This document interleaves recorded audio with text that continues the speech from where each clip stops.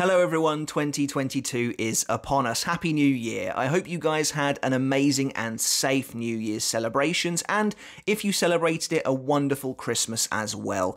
In fact, if you received any Bleach gifts you're particularly happy with, don't forget to let me know in the comments down below. I, for one, finally got hold of the first volume of Burn the Witch, which I'm really looking forward to rereading before placing on the shelf next to the Japanese one-shot. However, before we can fully embrace the new year that is 2022, there's a final holdover from 2021 that we still need to discuss. On New Year's Eve, Bleach Brave Souls, the mobile game, released the latest set of characters in their quote-unquote Beyond Bankai range, Zaraki Kenpachi and Unohana, both of which are here as part of the tie-in promotion with the light novel Spirits Are Forever With You. And now these, of course, are two absolute fan favourite characters, and we'd be doing them a disservice not to discuss them here, as we have done the characters that came before them. So, in this video, we're going to be taking a look at their designs and seeing if they have any secrets they're hiding. And before we kick this video off, guys, make sure to hit subscribe if you haven't done already. I wasn't even sure we'd hit 100,000 subs by the end of the year, and to think that we're starting 2022 with 106,000 is absolutely insane. So again, thank you so much for that. But if you haven't subscribed, you're in the best place for Bleach content like this every single week. Also, don't forget to give the video a thumbs up if you enjoyed it as well, because it really does help me and the channel out, gets us more exposure on the whole YouTube algorithm, and it just means that the video can reach more Bleach fans like yourselves. And if you want to take that support from me another step further, we do also have a Patreon for the channel as well, where you can get videos early, and you can support me there for as little as $1 a month. And of course, all the names on screen right now are people doing just that, supporting me over there on Patreon, helping me do what I love and bringing you videos like this every week. So a massive shout out and thank you to everyone helping me out over there. So I think this is the third video now we've made on these Spirits Are Forever With You tie-in designs with Bleach Brave Souls. We've previously looked at the trio of characters, Yamamoto, Kyoraku, and Ukitake, and then also Shinji and Urahara. And now today we've got these two incredibly fearsome warriors in Zaraki and Unohana. As I mentioned earlier, two absolute fan favourite characters. And I really do love how, on a brief tangent, the Thousand Year Blood War absolutely changed the perception of Unohana completely, to the point where she's now always paired with Zaraki and things like this. And I think it's really cool for her character, and it gives her such a devious and sinister nature that she never had before, and that is really reflected in what we're about to see. And as I've mentioned previously as well, in comparison to the Can't Fear Your Own World Hogyoku Espada, I think for the most part these Spirits Are Forever With You captains have done a really good job of remaining quite, well, fairly low-key. I mean, you know, none of it's really low-key. They all look quite bombastic, but the designs are well done for the most part. None of them are too over-designed, and I think that trend continues here. So to kick things off, let's take a look at Unohana. Out of these two designs, Unohana is absolutely my favourite. I think they've done a really, really great job with how she looks. She looks kind of priestly, but also devilish at the same time, like a blood priest, someone who is manipulating their opponent really for her own gain, which I think is really, really cool and very calculating, and just leans heavily into the Yachiru side of the character. Despite her name in the game, I think, being Retsu, this really is leaning into that bloodthirsty monster we saw in the Thousand Year Blood War. But at the same time, I actually think this design does a pretty sublime job of merging those two halves of the character. The massive flowing green gown she seems to be wearing is an obvious reference to her Shikai Minazuki, the massive green manta ray that we actually only saw in the Soul Society arc, I believe, in the manga. But also this design is riffing heavily, and I mean very heavily, on the design of her Zanpakuto spirit from the Zanpakuto Rebellion anime filler, to the point where it literally looks like she could just be wearing that spirit's clothes. But I actually really like that, because I think it really gives off the sense that she has kind of merged with her Zanpakuto. What's really creepy about this form, however, and what I think is a really cool design choice, is that if you look carefully, the underside of this green gown seems to be fleshy almost. It has veins on it, almost like she is wearing the skin of that manta ray, which is incredibly dark, but fitting of the character, and a really nice little detail.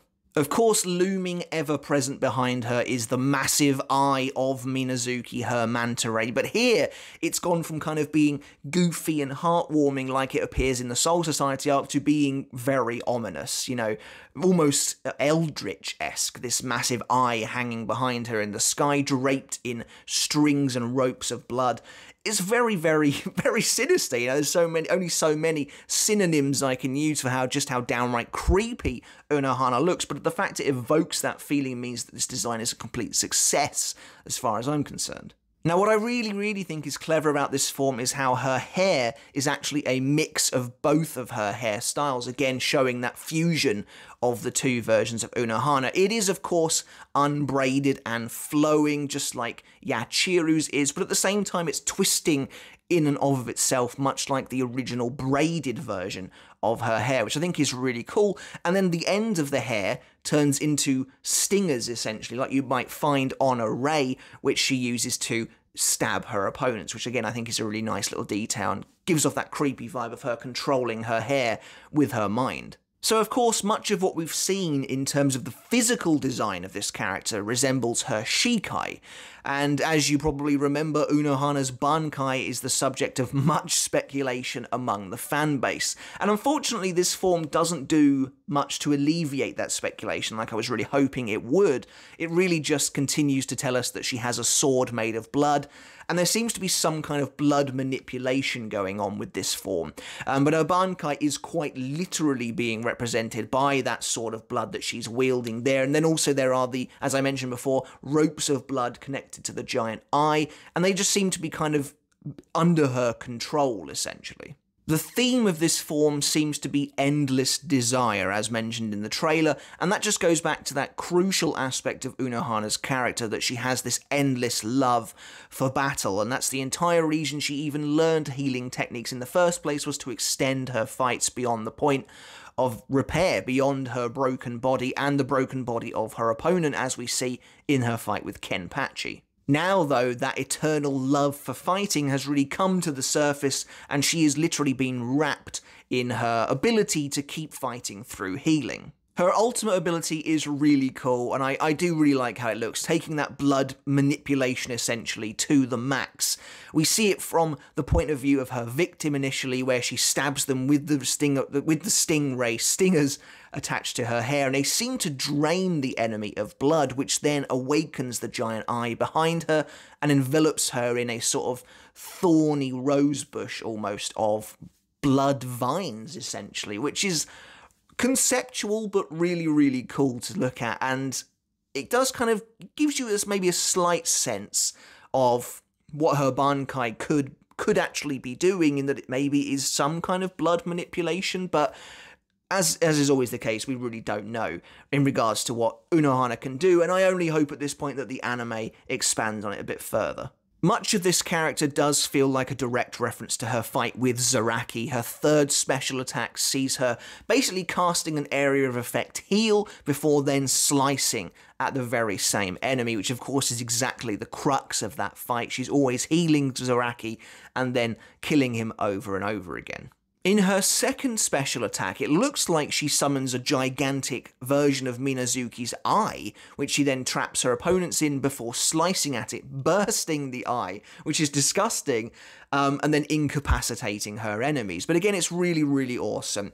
And as we come to the end of our breakdown of this character design, really crucially, this Unohana is all about blood manipulation and control, and she does have that sort of elegance, that priestly sense to her that Retsu Unohana has, but just combined with that shadowy nature of her true self. And I believe that the in-game description for her character, I'm paraphrasing here, but it basically mentions along the lines of she's, you know, for a brief moment allowed to showcase her true self, which is exactly how it is in the manga as well. But on the whole, I love this form. I think it's, you know, it's up there for me in terms of Spirits Are Forever With You Beyond Bankai forms. It's possibly my favourite, if not top 3 easy. Maybe that's a video for the future.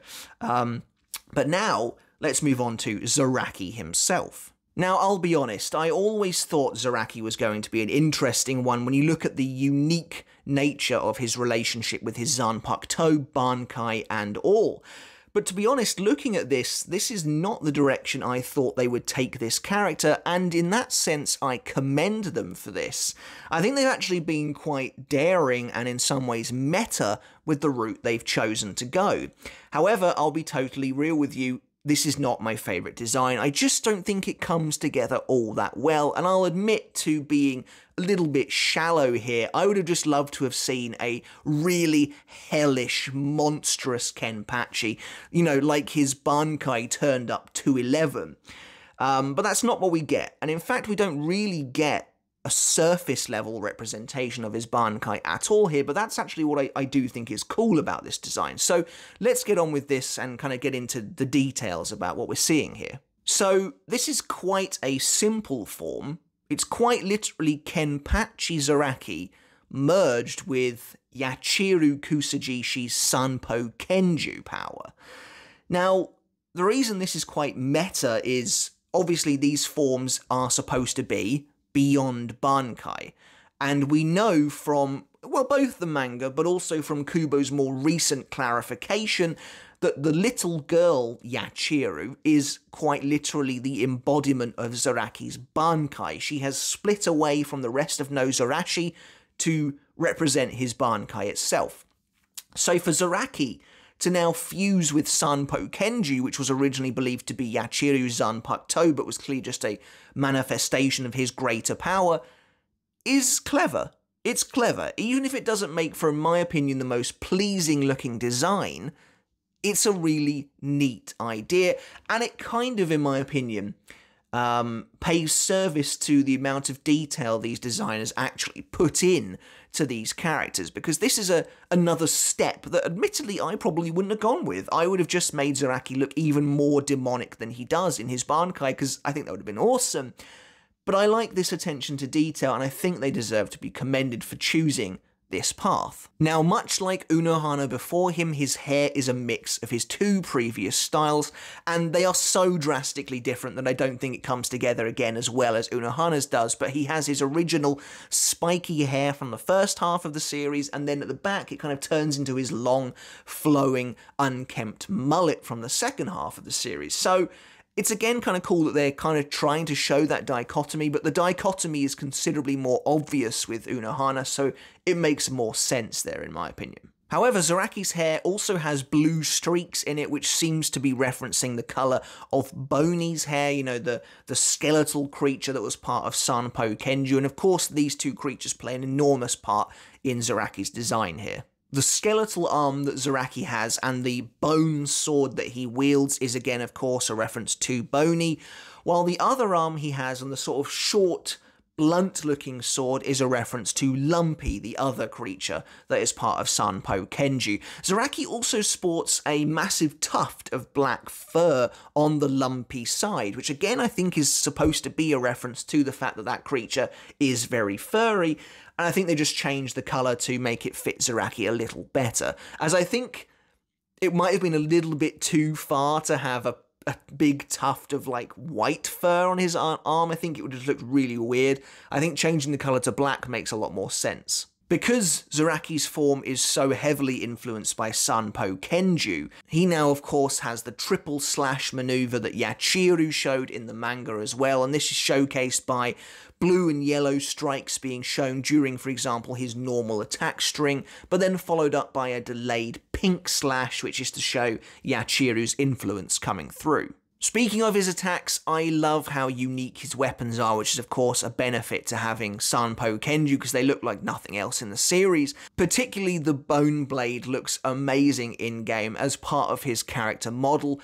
It really has so much detail to it and it looks fantastic. Now, as I mentioned before, Zaraki's normal attack string shows a couple of different colour slashes before following up with a pink slash for Yachiru, and that's the same for his ultimate as well, which is a really cool little detail. But because this character is so steeped in being a physical fighter, a physical attacker, I think even in the game he is mostly for PvP. I could be completely wrong.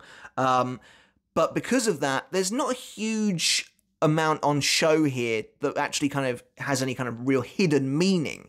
I think his third strong attack, basically unleashes a yellow blast of energy, but unlike Zaraki's normal energy blasts, which are in the shape of a skull, this one takes the form of a cat-like beast, which is of course another very overt reference to Yachiru, who summons the same kind of beast herself during the Soul Society arc. And that's really kind of it for Zaraki, and in a way I am a little disappointed, just being completely honest, because they've decided to go this route where they are more referencing the girl Yachiru rather than the effect she has had on Zaraki.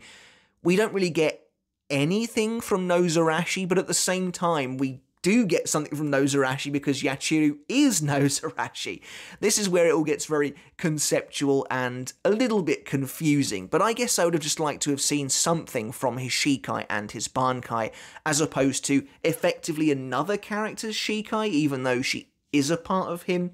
Maybe you can see where I'm coming from, and at the same time I do still think that they deserve commendation for going this route, because the little girl Yachiru is a manifestation of his Bankai after all, and showing their relationship like this by having him essentially fused with her power I think is really, really nice. I just would have loved a little bit of Kenpachi's own power that he unlocked himself in the Thousand Year Blood Water really shine through here, but regardless, as it is, this is still a really kind of cool idea and a nice design overall. But that's it for these two brand new Beyond Bankai characters, the latest to join the ever-growing range of characters as part of the tie-in promotion with Spirits Are Forever With You. I honestly can't wait to see the rest. I think characters like Mayuri are going to be absolutely crazy. And yeah, it's just going to be really, really exciting to see what else they're able to pull off with these guys. But for now, I'm really happy with these designs. Unohana joins the pantheon of my absolute favourites of these designs. I think she looks really, really good. And as for Zaraki, I'm just on the whole quite impressed that they went this route. It feels quite meta, and it shows a good understanding of the character. Alright guys, but that's it for this video. I hope you enjoyed it. Once again, Happy New Year. I hope 2022 is amazing to each and every one of you. Thank you all for the support you've shown me so far. And of course, we've got the anime returning in October of this year, so that's something to look forward to. Until next time though guys, don't forget to hit subscribe if you haven't done already, and then I'll catch you later. See ya.